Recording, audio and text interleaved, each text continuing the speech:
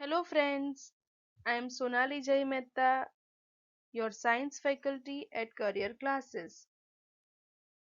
In this video series, we are talking about the respiratory part of your chapter number 6, life processes. We have already talked about the introductory part of respiration in previous video.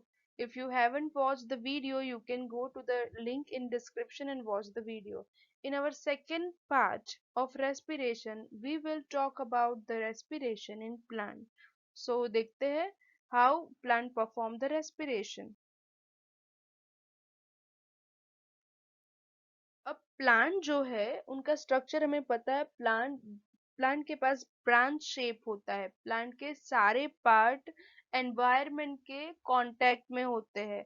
So plant have a large surface area in comparison to their volume. उनका जो इतना भी volume है उसमें से ज्यादातर portion environment के साथ कनेक्टेड है। उनका सरफेस एरिया बहुत बड़ा है, तो हर एक पार्ट इजीली एनवायरनमेंट के साथ कनेक्टेड होता है। सो इन प्लांट्स जो भी रेस्पिरेशन की प्रोसेस होगी वो सिंपल डिफ्यूजन से ही हो जाएगी, क्योंकि उनके पास लार्ज सरफेस एरिया है। तो प्लांट को जितना भी ऑक्सीजन चाहिए होगा, via the simple process of diffusion they can obtain it. Plant के जो हर एक पार्ट है वो सेपरेटली रेस्पिरेशन करते हैं। रूट अलग से रेस्पिरेशन करेगा, स्टेम अलग से करेगा, ब्रांचेस अलग से करेंगे और लीव्स सेपरेटली करेंगे। तो देखते हैं each and every part in. So first of all, respiration in plant diffusion से होगा। इन लीव्स होगा through stomata, in stem through lenticels and in roots via the general surface से ही रूट में डिफ्यूजन से रेस्पिरेशन होगा। तो सबसे पहले हम देखेंगे रेस्पिरेशन इन। सो यहाँ पे हमें एक डायग्राम दिख रहा है, ठीक है। रूट, अब ये जो रूट होंगे, रूट के आसपास सॉइल पार्टिकल होंगे। ये सॉइल पार्टिकल के बीच में एयर मोलिक्यूल प्रेजेंट होंगे। ये एयर मोलिक्यूल से ऑक्सीजन जो होगा वो प्लांट में एंटर होगा, ठीक है। अब सॉइल पार्टिकल के बीच से ऑक्सीजन प्लांट में एंटर कैसे होगा? बिकॉज सॉइल के अंदर ऑक्सीजन का कॉन्सेंट्रेशन बहुत ज्यादा होगा, और जो रूट है, रूट के सेल में ऑक्सीजन का कॉन्सेंट्रेशन बहुत कम होगा। तो सॉइल से रूट में easily via the process of diffusion oxygen अपने हायर कॉन्सेंट्रेशन से टुवर्ड्स अपने लोअर कॉन्सेंट्रेशन रूट के अंदर एंटर करेगा, ठीक है। रूट के पास रूट हेयर लाइक स्ट्रक्चर होते हैं, हमें यहाँ पे दिख रहे हैं रूट हेयर। राइट, यहाँ पे जो रूट है, रूट के पास रूट हेयर लाइक स्ट्रक्चर होते हैं। तो ये रूट हेयर स्ट्रक्चर जो है वो रूट का सरफेस एरिया बढ़ाने में हेल्प करते हैं। राइट, तो इजीली ऑक्सीजन डिफ्यूज होके रूट में एंटर हो सकता है। कार्बन डाइऑक्साइड जो प्लांट में प्रोड्यूस होगा, रूट के प्लांट के रूट में जो भी कार्बन डाइऑक्साइड प्रोड्यूस होगा वो भी same the process of diffusion cell के बाहर निकल जाएगा। अब रूट के अंदर कार्बन डाइऑक्साइड का कॉन्सेंट्रेशन ज्यादा होगा, और सॉइल में कार्बन डाइऑक्साइड का कॉन्सेंट्रेशन कंपैरेटिवली कम होगा। इसीलिए कार्बन डाइऑक्साइड जो है वो रूट सेल से बाहर निकलेगा सॉइल के अंदर, और ऑक्सीजन जो है वो सॉइल के अंदर से रूट के अंदर एंटर करेगा। तो इसे हम बोलेंगे process of respiration in root via the diffusion. अब देखते हैं कि स्टेम कैसे रेस्पिरेशन करेगा।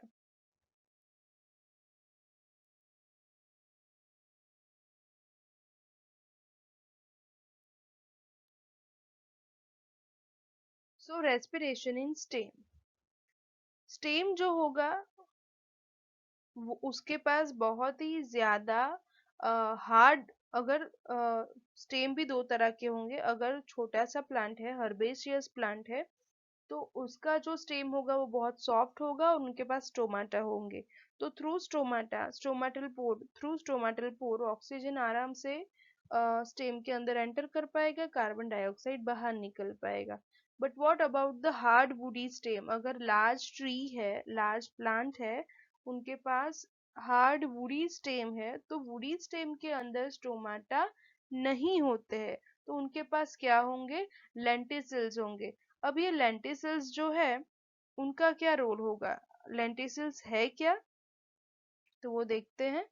लेंटिसिल्स जो है वो एक होल लाइक स्ट्रक्चर होंगे। ठीक है, लेंटिसिल्स जो होंगे वो छेद जैसे होंगे, स्टेम के अंदर छेद जैसे स्ट्रक्चर होंगे, जिसके थ्रू वाटर और कार्बन डाइऑक्साइड और ऑक्सीजन स्टेम से बाहर भी जा सकते हैं और स्टेम के एटमॉस्फेयर के से स्टेम के अंदर भी आ सकते हैं। जैसे लीफ के अंदर स्टोमाटा होता है, वैसे वुडी प्लांट के अंदर यहाँ पे हमें डायग्राम में दिख रहे हैं पोर लाइक स्ट्रक्चर। ये पोर लाइक स्ट्रक्चर क्या है? लेंटिसिल्स है। लेंटिसिल्स जो होंगे वहां से स्टेम के अंदर ऑक्सीजन एंटर भी कर पाएगा और कार्बन डाइऑक्साइड बाहर भी निकल पाएगा। Right.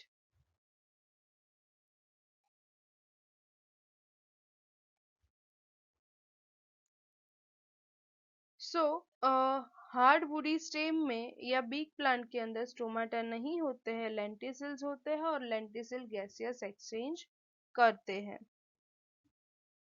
Now respiration in leaves. Leaves में रेस्पिरेशन जो होगा उसमें दो सिनेरियो होंगे कि रेस्पिरेशन जो होता है वो डे और नाइट दोनों ही टाइम होगा, और फोटोसिंथेसिस जो है वो सिर्फ दिन में होता है। तो लीफ में दिन में क्या सिनारियो होता है और रात को क्या सिनारियो होगा वो हमें देखना पड़ेगा। ड्यूरिंग डे क्या होगा कि स्टोमाटल पोर, लीफ में मेनली जो भी एक्सचेंज होगा थ्रू स्टोमाटा होगा, राइट।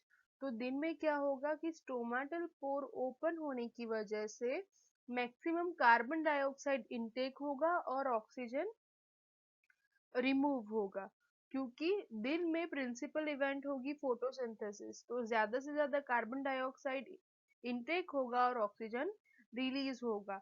रेस्पिरेशन के लिए जो भी ऑक्सीजन चाहिए वो लीफ में बाहर से नहीं आएगा, बट फोटोसिंथेसिस में जो ऑक्सीजन प्रोड्यूस होता है उसी में से ऑक्सीजन यूज करके प्लांट रेस्पिरेशन करता है ड्यूरिंग डे।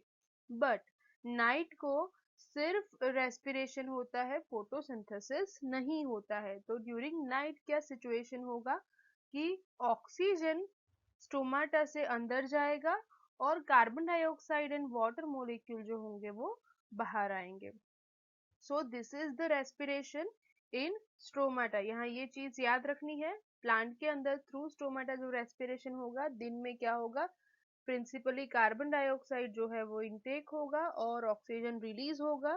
दिन में रेस्पिरेशन के लिए जो भी ऑक्सीजन चाहिए होगा वो फोटोसिंथेसिस जो प्रोड्यूस करेगा उसी को इस्तेमाल करेगा लीव्स, और रात को क्या होगा कि वो बाहर से ऑक्सीजन इनटेक करेगा और कार्बन डाइऑक्साइड और वाटर रिलीज हो जाएंगे। क्यों? क्योंकि रात को फोटोसिंथेसिस परफॉर्म नहीं होता है। So this is all about the respiration in plant. If you like the video, kindly hit the like button, share it with your friends, and subscribe our YouTube channel. Thank you.